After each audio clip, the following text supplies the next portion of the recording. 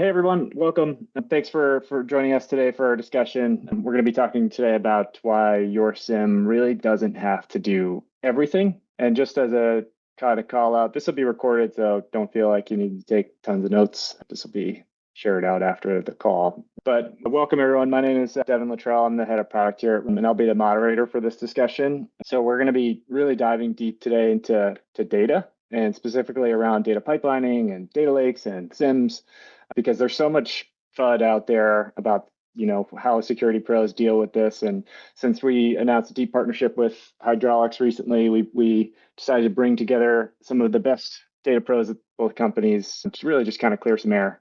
So let's get started. David, great to have you here. Do you mind giving a quick intro to yourself? Sure. Hey, thanks for having me. So I'm David Sztykman. I'm the chief architect at Hydraulics. I've been at Hydraulics for 5 years now. So pretty much built almost the product from the ground up, which was quite exciting. Before Hydraulics, I used to work at Elastic, so the company behind Elasticsearch. So knows pretty much really well the logging space. And before that, I spent 11 years at Akamai, where I was dealing mostly with live streaming events. And I came into the world of data because of those live streaming events. So typically, if you have a massive spike of interest and things like that, you need to know what's going on. And that's how I came up with Elastic, and then how we came up with the design for Hydraulics. Awesome. It's great to have you, David. Colin, what about you? Cool. Hey, I'm Colin Jermain, VP of Data Science here at Realm, and I lead the AI ML investments for the company. I've worked in cybersecurity in the past at Vectra AI and Security Scorecard, leading teams around machine learning and AI. I've spent a lot of time thinking about real-time detections and how to find attackers using streaming techniques and using machine learning. Awesome. All right, well, let's get right into it because this is going to be pretty back and forth. The way we're going to do this is really about kind of a Q&A discussion. David, I'll ask you a question. Colin, feel free to chime in as well. And then, I'll bounce over and I'll ask Colin from the Realm side too. So we'll do a little bit of Hydraulics and Realm back and forth here. But David, I'll start with you. So one question that's kind of rolling around with a lot of folks is really like, what is a data lake? And how is it fundamentally different from a database or a SIM? Because that's a common refrain that security pros have to deal with when, especially we got RSA next week, there's going to be tons of announcements about different data lake stuff. So just I'll pass over to you to start. So there's a lot of big differences. One of the big differences with data lake and database per se is really we store the data, and the fact that the data is mostly append only and something that you want to have transaction on top of it. So the idea of a data lake is really like, I'm going to send that data, you're going to receive it, you're going to build an index on top of that data, and then you're going to be able to search on top of that data, right? The goal is really not to build transaction, to do like sessioning or things like that, because that's not really how the system is built out. The system is really built out to compress the data well and store it for a long period of retention, and not necessarily to modify that record all the time. So very different than a database per se for that. And a SIEM is kind of like, it's quite funny because a SIEM is technically a lot of different things at the end of the day. A SIEM is usually an engine that actually talks to different systems that will do alerting, detection, and things like that. And so a SIEM can work with data lake, a SIEM can work with database, a SIEM can work with a lot of different systems. But most people, when we are thinking about a SIEM, they're actually thinking about like maybe a logging pipeline or like a Splunk instance or something like that, where it's actually not just a SIEM, it's actually also a logging platform behind the scene. And so it's quite interesting, the differences in those areas here. Yeah, that's awesome. That's a good translation. And I think the next question, passing it over to you, Colin, is going to be a nice transition from kind of thinking about this from how data gets to those places. But Colin, one question a lot of folks have is just, why should security data be sent to a data lake, and also, should it be transformed before it enters a data lake? And what happens if it's not transformed before it gets sent there? Yeah, so that's a great question. And I think, David can definitely talk more about the sort of performance capabilities on the data lake side. But part of the question there around transformation that I'll touch on a little bit is, why would you need to make those transformations in the first place? I think for for CISOs, the data that you have is really a critical asset, and how you can take action from that data is really driving the security outcomes that you can have. So in the machine learning space, we say garbage in, garbage out, right? So it's very important to kind of get that data to a quality level where it's easy to use. One of the challenges with security vendors and security data is there's just so many different sort of techniques and types of data that unfortunately there's no like single schema that really kind of rules them all. Obviously there's things like OCSF and ways of normalizing that data. But if you think about taking your security data and just putting it into a data lake directly, you can run into some interesting problems. And so let me share my screen briefly here, and I'll just show a couple kind of examples here where hopefully we can just kind of like talk through some of the potential pitfalls that you'd see if you're going kind of directly to the data lake. So the first one at the top is around FortiGate. And this is sort of a simple naming collision that I thought was kind of interesting. The fields that we're seeing here are both proto for the protocol and also transport, which often can be used also for the transport protocol. In this case, it actually is for the translation port for the NAT. You can see that by the value. This is clearly not, TCP, UDP, or one of the normal ones that you'd expect. But if you're using the data raw like this, it can be pretty tricky. And so, what we're showing here, if I can draw on this, on the sort of actionable data side of the house, by renaming these fields, by mapping to things like the more human readable value, we can really improve the quality of this data to make it more actionable. The next example is around Palo Alto next-gen firewall. So this is kind of an interesting case where the timestamp that comes in, there's a couple of timestamps here that don't have the actual time zone information. And if you're trying to correlate this with a cloud log, say you have maybe a command and control channel that's reaching out, through the firewall, maybe it's running some Azure workload, and so you'd kind of want to correlate between, these different event sources. You really need that time zone to be accurate and portable across these data sources. So that's just kind of another interesting trip up. There is some additional fields in Palo Alto to help fix that, but you'd have to kind of do that transformation. The last example I'll give here is around common event format. This is a nice way of getting interoperability and being able to connect different sources up together. But one of the interesting pitfalls that we see with this Ceph format is that the data ultimately is being fit into the Ceph schema depending on how the vendor decides to kind of fit it into that. And there are some specific fields like custom string and custom number where sometimes they can be used for multiple different fields that mean something different.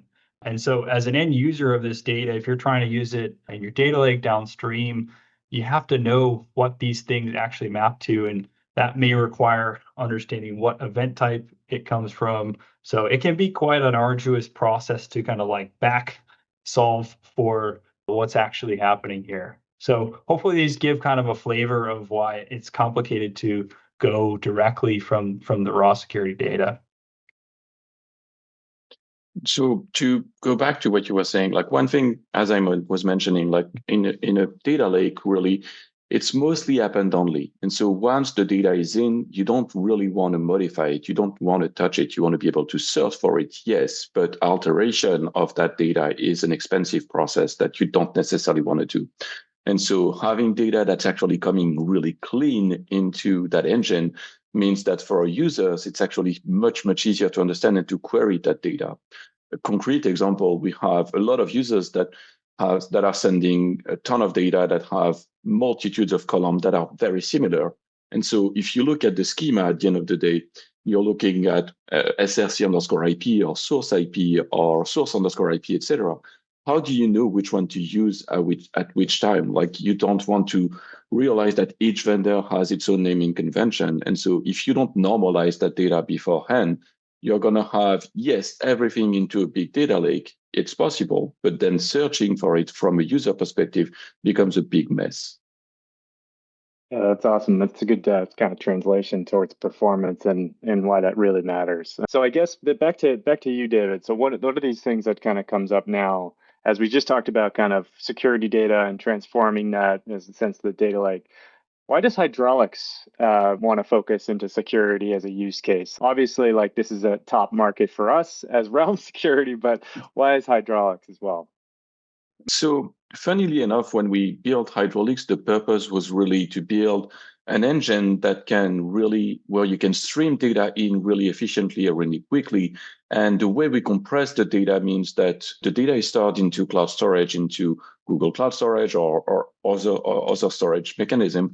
And because we compress the data really well, you can actually store that data for a very long time in a cheap way.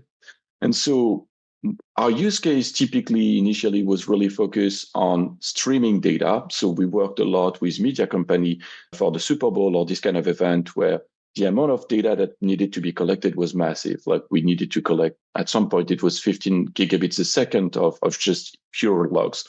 And so if you think about that use case, it's literally the same as a DDoS event, right?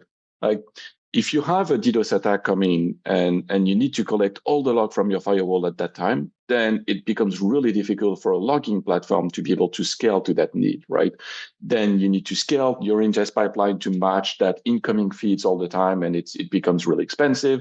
And so for us, we actually started thinking like it kind of feels natural to go into the security market because we've built something that actually really works well for that use cases. The other part that's important is when you talk to CISO, most of the time, the first question you ask them is like, how long do you retain your data? And most of the time they say like, not everything. Like we have to truncate after some point because it becomes too expensive. And so how do you do a proper investigation if you have to truncate data after a week, after 30 days? Like, how do you know when that IP address started doing malicious activity on your infrastructure if you don't store that information anymore? And the way hydraulics manage that is really because all of the data is indexed and searchable in cloud storage, we can keep retention unlimited. By default, we offer 15 months, but we can really offer much more than that if customer wants to. The question is then, like, how is the performance when you want to search on that data? And it really depends on what you want to search on that data. And that's where it's also important for us. Like, typically, the way we store data is really what we call columnar storage. And so doing a select star to retrieve everything is an expensive process because you have to retrieve all the column. But if you're telling me I only want IP addresses and I only want message, for example, that limits a lot, like the amount of columnar the amount of column that we need to fetch and the amount of index that we need to fetch. And so we're really good at needle in the haystack type of query, which is really what security vendors wants to offer to their user too. So yeah. Yeah, that's awesome. I can think about so many use cases now, thinking about specific IOCs and going for forensics and threat hunting in that regard. So really cool. Awesome. Well, passing back over to you, Colin. So, I mean, we talked about kind of like the purpose of data transformation as it being sent, but kind of like to open the hood a little bit. What does a pipeline actually do to the data? And kind of like what is that actually transforming? What's happening at the transform level? Yeah, so a data pipeline really is that transformation layer. And as David was talking about, columnar in the data lake, in the pipeline, it's more row wise. So each event is coming through, as it's coming through, and we're processing those and able to transform on a single piece. And so what that allows the pipeline to do is normalize, enrich, and really optimize the data for the end use case that it's going to, and also allow it to be routed to the different destinations as we can talk about more.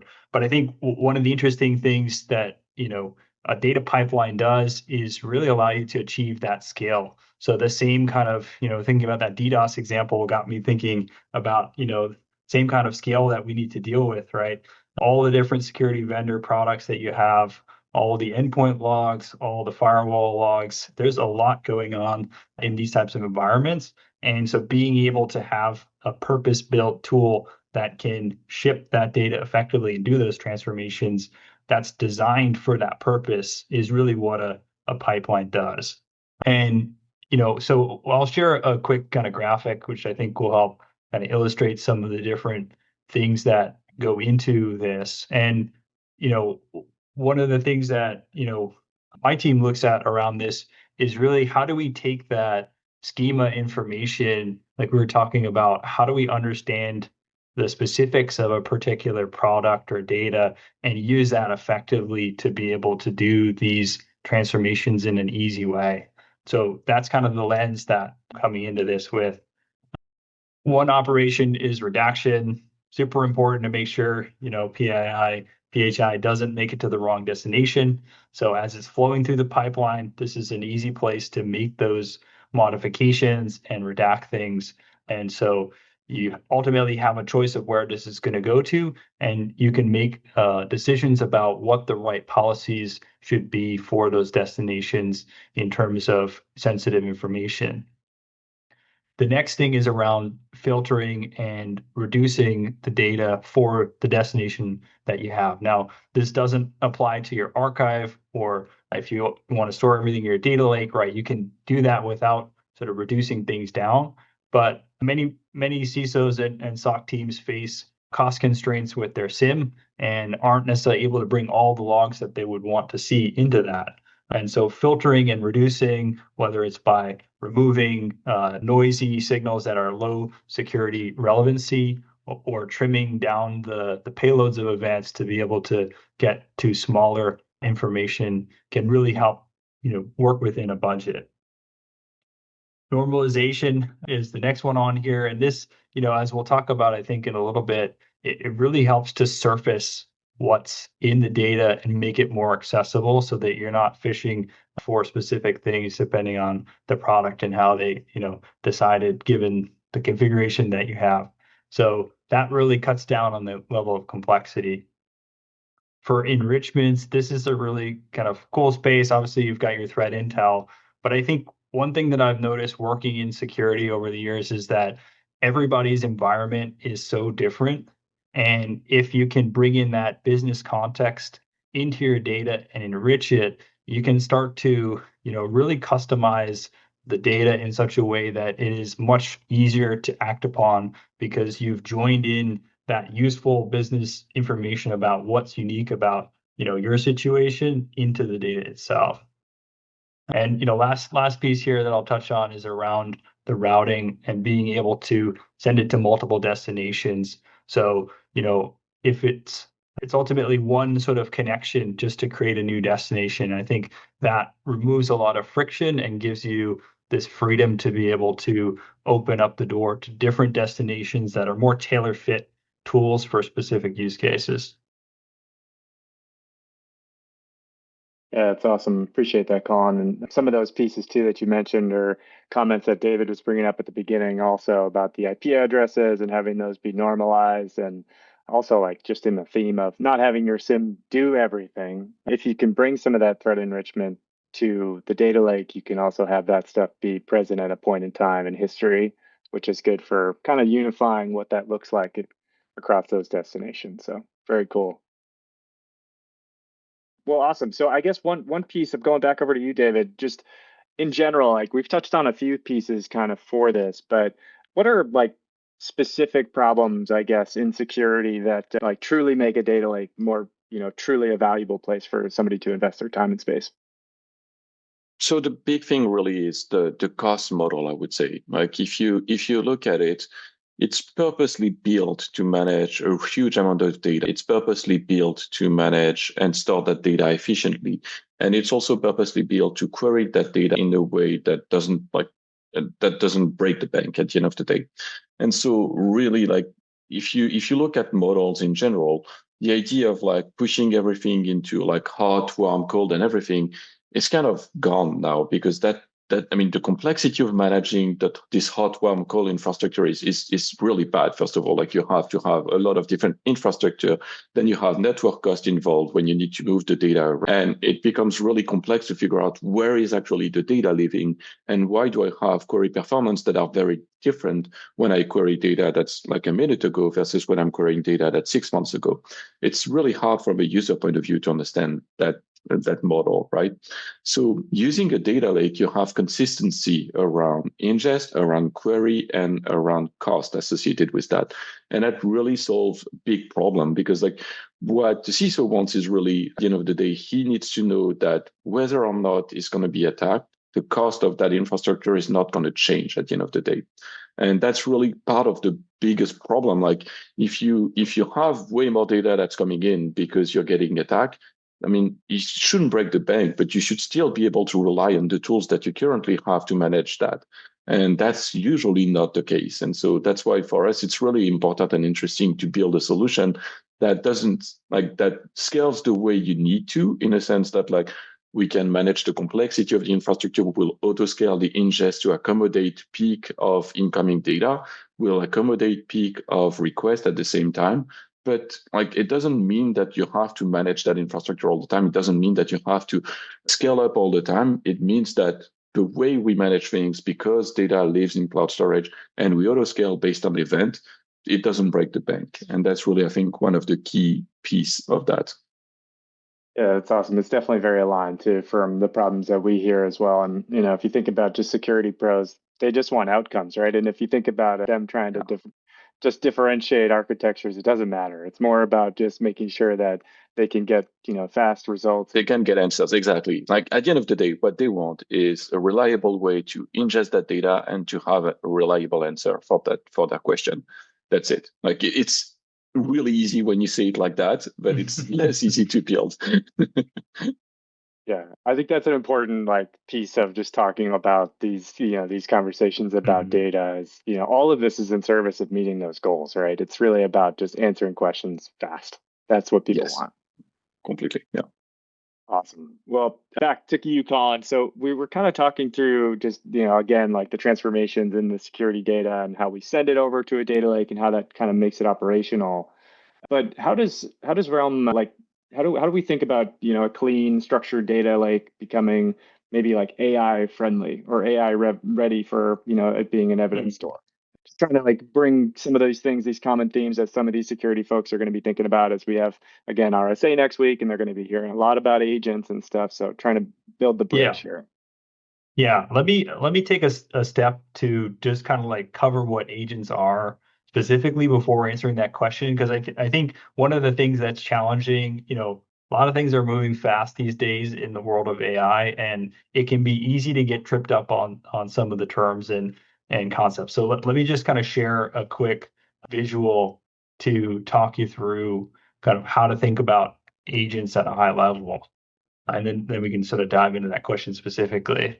So an agent is ultimately really just a piece of software, right? What makes it really interesting is that it has a large language model really making the decisions in terms of what to do next. Now, typically in a piece of software, right, you have the developer write the program in a specific way, but with the large language model having agency to make the decision on where to go, it has the opportunity then to plan based on things that it has access to, and then iterate and refine. And this iteration and refinement process means that the agent can continue to go after the problem and explore things until it gets to a place where it's ready to come back. So if we take the example of doing a query against a data lake, the agent can construct a SQL statement. It can try that SQL statement out. It may have made a mistake. It may have picked the wrong fields. It can see the response, and if there's an error, it can then try again, and it can iterate and go through that loop. And so what's cool about that is it can, it can find its way out of problems in certain, cases. But I think it's helpful to understand, what actually drives the agent to be able to make a decision in the first place. So what you see in the middle here is every large language model has a very large set of parameters. These are basically floating point numbers that make up billions of numbers. And what's really cool about this is after the machine learning process, a model like, just take Anthropic Claude, for example, if you ask it about MITRE ATT&CK, it actually has the ability to, generate out, responses that are clear to describe command and control, lateral movement. It even can spit out T numbers, which is pretty wild considering kind of what it's based on. But the challenge there is you're really relying on all those numbers to kind of line up correctly. And obviously, we've heard about hallucinations, and this is a big, challenge and concern in the space. I've seen, for example, an agent without context looking at a Windows event log entry and getting confused about some of the event codes and not being familiar with the basically mixing up an unprivileged user with a privileged user and kind of like ultimately getting the thing wrong. And so one of the things we do here at Realm is really make sure that we bring in that security context anytime we're using AI to be able to then really enforce the specifics of what's needed for a particular task. And so on the far right here, you can see that the prompts, the knowledge that you bring in about the particular situation really helps to drive the correct result and make sure that you're avoiding those types of hallucination situations where the agent could go off in the wrong direction. And so, hopefully that's enough context to sort of talk through an example here around IOC search that we were kind of hitting on a little bit earlier, right? So if you imagine, without a pipeline, if you're just sending your data directly and you want to do a search with an agent, it has to go against all the different products individually and understand those schemas. And as we saw, like there can be those weird kind of gotchas that are in each one of these products. But with a pipeline, you can actually structure and normalize some of that. And even if we do something, fairly simple where we're just pulling out the IOC observables that map to the OCSF standard, you can see that, we're able to pull out, things like the IP address, the domain, file hashes, and make those accessible. And so when David talked about columnar storage, right, these are now like, efficient columns that can go be accessed individually. You don't have to go like search across like 50 different columns. You just have one column that the agent can dive into. And so you're really just kind of like reducing the level of complexity. Yes, the agents are pretty powerful in what they can do, but at the end of the day, it's much more cost efficient if you can kind of like clean up the state before they have to dive in. Yeah, hydraulics will also have this concept of metadata information about data. So as you're mentioning, like one thing that agents are doing is typically like, let's do a select star limit 10 just to get sample of data to figure out what the data is. And that's kind of why we want to avoid now with agent and giving them more context before they actually query the data. So on top of giving them the schema, we built an MCP connector for hydraulics. Then I have also context about what the data is and automatically get sampled. So they don't technically need to query the data. The agent automatically gets sampled information. It gets context about the data. And so it doesn't need to query random data into the platform to generate proper SQL. It can do more informed decision about it. And for us, that was a critical part of what we've built because we saw a lot of random query coming into the platform for things. And we realized that like, if we can give more context, it's actually better than letting the agent doing random query to us. Yeah, that's awesome. I mean, it's always back to the economics of what makes sense for a customer, right? So if you think you can just run across things and it doesn't cost money, it's going to cost you money if you do things more broadly. So it's really cool. Good connection on those two things. So I know we are at time.